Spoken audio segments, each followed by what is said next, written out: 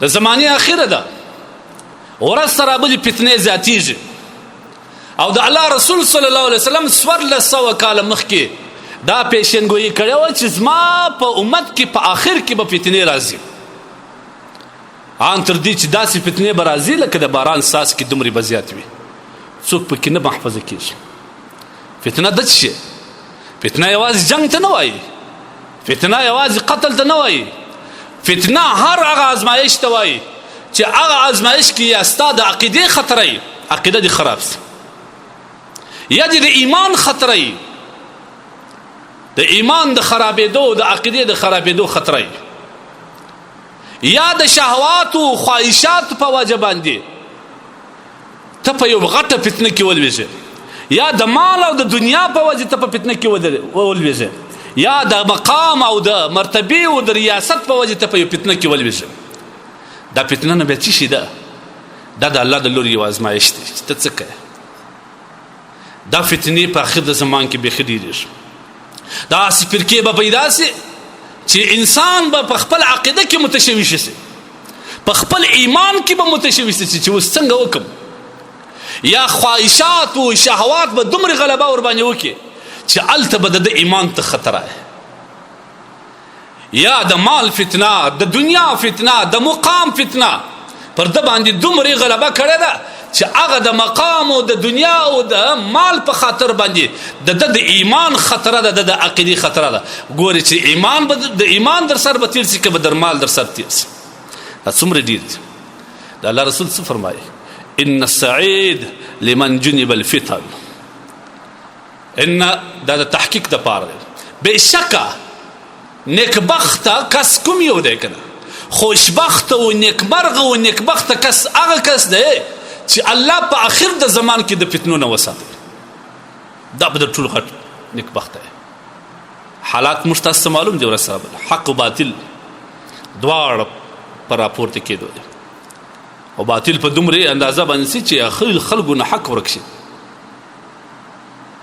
یا په زمانه کې دا خلک دومره شبهات دومره اشکالات دومره رقم نظریات او شان پیدا کړي که نه چې دا خلک په خپل دین کې متشوش کړي الله دې موږ داسې حاله وساتي دا د خپل خواهشي عارضي خواهشاتو په خاطر باندې نو په دې وخت کې نیکمرغه څوک دی نیکمرغه د الله رسول فرمایي لمن جنب الفتن هغه کس چې د فتنو نه ځان وساتي اوس زه درته وایم په دا نیکمرغي کې څوک راکللی سي د فتنو نه موږ څنګه ځان ساتو یوه ساتنه د فتنو نه دا ده چې د ځان دپاره صالح ملګري انتخاب کړه یا ایها الذین آمنوا اتقوا الله وکونوا مع الصادقین که ستا ملګري سم و ستا ناسته پاسه چې د چا سره د هغه سم و انشاءالله ته محفوظ د داسې مجلسو د داسې منصب د داسې مقام و مرتبې نه تېر څه چې هلته ستا د ایمان و د عقیدې خطره یې مال ته تاوان ورسېږي خو عقیدې ته تاوان ورسېږي او اوس موږ تاسې وینو په دې نن زمانه کې در ټولو ستره فتنه چې کوم ده هغه د سوشل میډیا کې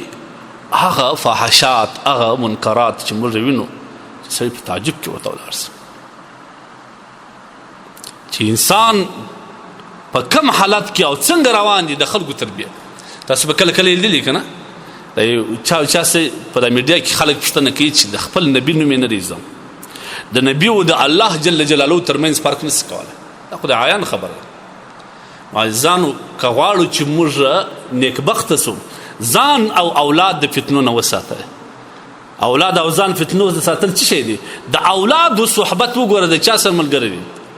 د اولادو نگرانی وکړه د اولادو د شا ودرېږه د اولادو پلټنه وکړه د خپل ځان سره محاسبه وکړه چې نن خو به ما ایمان و عقیدې ته تاوان نه وي رسولی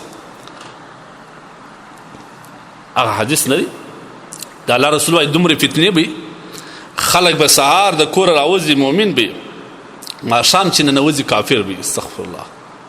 ماښام چې په کومه دروازه کور ته ننوځي مؤمن او مسلمانو د هغه دروازې چې راوځي کافر به یبيع دینه بعرض من الدنیا د پیسو په عوض کې د پیسو په لالچ کې دی به د خپل دین تېرېږي دین به پرېږدي تاسو موږ وینو په دا مجلسو کې خلک داسې خبرې وکړي کله خدای ته اعوذ بالله نسبت وکړي کله کائنات کې گئیږي، کله کله په اسلام کې، کله په قرآن کې. اخر داسې بدبخت پیدا شي چې په هغه مجلس کې داسې خبر در خوله وباسي چې دا مجلس نه ولاړېږي، ایمان یې د لاسه ورکړی. د الله خطر وکړي، ډېر د ایمان حفاظت کوئ. د ایمان زوال بیخي زیات شوی دی او خلک په خبر نه دي. کوشش دا کوي د الله نه غواړي. درېیمه طریقه د خدای نه، اللهم انی اعوذ بک من الفتن ما ظهر منها وما بطن. خدای د ښکاره او د پټ فتنو څخه مې حفاظت وکړه. ای الله ما محفوظ کړه، زما حفاظت وکړه خدا. نو دا د اخر زماني فتنې دي، باید موږ د الله جل جلاله څخه وغواړو، په الله سره پناه وغواړو چې الله موږ د فتنو نه وساته. دا فتنې به الله ستا نه بغیر موږ بل څوک نشي ساتلی. دا خطرناکې فتنې دي.